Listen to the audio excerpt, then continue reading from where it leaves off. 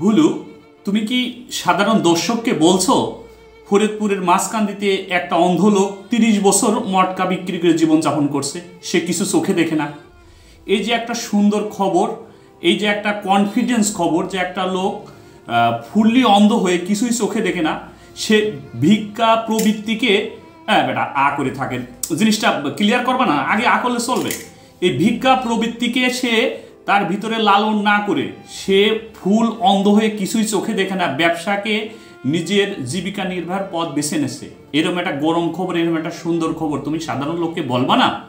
তোমার সাথে যখন কথা বলতে যায় তখন ওই আ করে থাকো। আ করলে কি সবসময় চলবে? কিছু কিছু সময় ভালো কথাগুলো, সুন্দর কথাগুলো দেশের উপকারে, মানুষের উপকারে, ভিক্ষাবৃত্তি যে খারাপ এটা জানানোর জন্য সাধারণ পাবলিককে বলতে হয়। তুমি বলবা না? নাকি তোমার জিনিসটা বিশ্বাস হচ্ছে না? কি বিশ্বাস হয় না? না বিশ্বাস হয় না। এটা কি বললে? তোরই বিশ্বাস হচ্ছে না, আমার কাছে তুই সবসময় থাকিস আর বিশ্বাস হয় না। তুমি কি প্রমাণ দেখতে চাও? প্রমাণ দেখতে চাই। এটা কি প্রমাণ দেখতে চাও? অবশ্যই তোমাকে এখন এই প্রমাণ দেখাচ্ছি। দর্শক, বুবা পিরানের সঙ্গে কথা বলবো না, আপনাদের সাথে একটু কথা বলি। ফরিদপুরের মাঝকান্দিতে আপনার ৩০ বছর যাবৎ একটা অন্ধ লোক, কিছুই চোখে দেখে না, এরকম একজন লোক বাসে বাসে মটকা বিক্রি করে জীবনযাপন করে। আমি জানি আপনাদের কথাটা হয়তো বিশ্বাস করবে হবে না, আমি সুন্দর একটা ডকুমেন্ট আপনাদের জন্য নিয়ে এসে রাখছি যাতে বিষয়টা আপনারা সুন্দর করে দেখেন। আর কোনো অভিযোগ থাকে না। যাকে দেখতে পাচ্ছেন ওনার নাম বলরাম। প্রায় ৩০ বছর ধরে ফরিদপুরের মাঝকান্দিতে এভাবেই বাসে বাসে রাম দেয়ার মটকা বিক্রি করছে। চোখের আলো নেই সেই ৪ বছর বয়স থেকে। টাইফয়েড জ্বর হয়েছিল, তারপর থেকে তিনি আর চোখে দেখেন না।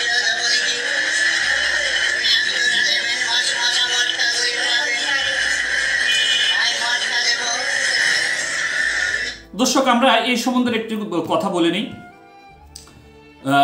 মুসলমানদের সর্বশ্রেষ্ঠ নবী এবং সর্বশেষ নবী হযরত মুহাম্মদ সাল্লাল্লাহু আলাইহি ওয়াসাল্লাম বলেছিলেন, করোনা ভিক্ষা নবীর শিক্ষা, মেহনত করে খাও সবে। তার মানে রাসূলুল্লাহ সাল্লাল্লাহু আলাইহি ওয়াসাল্লাম যাকে সৃষ্টি না করলে এই পৃথিবী সৃষ্টি করা হতো না, তিনি বলে গেছেন ভিক্ষা করা যাবে না, মেহনত করে খাও। এই বলরাম হিন্দু হলেও নবীর শিক্ষাকে গ্রহণ করে সে কি করে নাই, ভিক্ষা প্রবৃত্তিকে গ্রহণ না করে সে ব্যবসা দিয়ে তার নিজের জীবনকে অতিবাহিত করতেছে। অনেক সুস্থ সবল মানুষ, গায়ে অনেক শক্তি সবল আছে, এরকম লোকও আমরা অনেক সময় দেখি কি করে ভিক্ষা প্রবৃত্তিকে নিজের পেশা হিসেবে নিয়ে নেয়। কিন্তু এরকম একটা প্রার্থীকে আপনাদের আমি দেখালাম, যে প্রার্থী ৩০ বছর যাবত ফুললি অন্ধ চোখ নিয়ে সে বাসে বাসে মটকা বিক্রি করে জীবন নির্বাহ করতেছে। দর্শক, এই বলরাম সম্পর্কে আমরা কিন্তু বিস্তারিত জানি। এই বলরামের বাড়ি হইল গে আপনার ফরিদপুর জেলাতে। এই বলরামের যখন ৪ বছর বয়স হয় তখন আপনার আসলে টাইফয়েড জ্বরের কারণে এই বলরামের চোখ দুইটা নষ্ট হয়ে যায়। তখন থেকে বলরাম অন্ধ।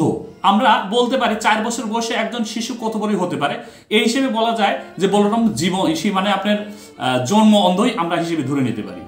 এই বলরাম নিজের প্রতি এতটা কনফিডেন্স এবং নিজের শরীরের প্রতি এতটা কনফিডেন্স, ভিক্ষা প্রবৃত্তিকে গ্রহণ না করে সে কি করছে, সে রাসূলুল্লাহ সাল্লাল্লাহু আলাইহি ওয়াসাল্লাম ব্যবসাকে প্রাধান্য দিয়েছেন, ব্যবসা করে খেতে বলছেন, মেহনত করে খেতে বলছেন, সে ব্যবসা করে খাচ্ছে। আজ ৩০টা বছর এই বলরাম ওই বাস কাউন্টারে থাকে। তারপরে যখন বাস আসে প্রত্যেকটি বাসে বাসে যায় বলরাম আপনার বিক্রি করে, এই মটকা বিক্রি করে। এই বলরামের ৩টা মেয়ে ছিল। সেই মেয়ে বিয়ে দেওয়ার সময়ও এই বলরাম কোনো মানুষের কাছে হাত পাতেনি। বলরাম কি করছে, এই মটকা বিক্রি করা টাকা দিয়ে বলরাম তার মেয়ে ৩টাকে বিয়ে দিচ্ছেন। তাহলে দেখছেন যে একটা মানুষ তার নিজের প্রতি কতটা কনফিডেন্স থাকলে ভিক্ষাবৃত্তি গ্রহণ না করে সে কি করছে, সে পরিশ্রম করে ব্যবসা করে নিজে চলছে এবং তার আহাল পরিবারকে চালাচ্ছেন। ৩টা মেয়েকে বিয়ে দিয়েছেন, কেউর কাছে হাত পাতেন নাই। তাই আমি সাধারণ দর্শককে এই মেসেজটা দিতে চাই যে আমরা যারা সামান্য কিছু হলে এর কাছে যে হাত পাতি, ওর কাছে যে হাত পাতি, চাঁদা উঠাই, এই কাজগুলো করব না। আমাদের যদি লজ্জা শরম থাকে, আমরা যদি সুন্দরভাবে ব্যবসা করে খেতে পারি, এই বলরামের থেকে আমরা শিক্ষা গ্রহণ করতে পারি। দর্শক, বলরামের ভিডিওটা আমরা আরো অল্প একটু দেখি, তাহলে আমাদের মনের ভিতর আরো কিছু সুন্দর ভাব আসতে পারে।